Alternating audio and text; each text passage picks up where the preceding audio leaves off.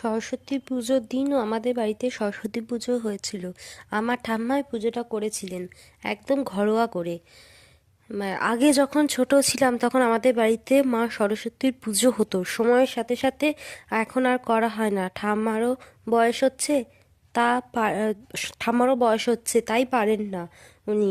আগে কিন্তু ঠাকুর এনে পুজো হতো, তাই এখন সেই ছোট্ট বেলাটাকে বড্ড মিস করি। খুব মনে পড়ে ছোটবেলার দিনগুলো, সেই শাড়ি পরে স্কুলে যেতাম, স্কুলে সরস্বতী পুজোর খাওয়া দাওয়া হতো।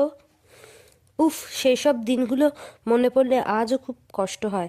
কত বন্ধুরা যেত, সবার সাথে আনন্দ, খেলাধুলা, হাসি মজা ইত্যাদি হতো। সেই সব বন্ধুদের সাথে আজও যোগাযোগ থাকলেও আগের মতো সে যোগাযোগটা এখন আর নেই।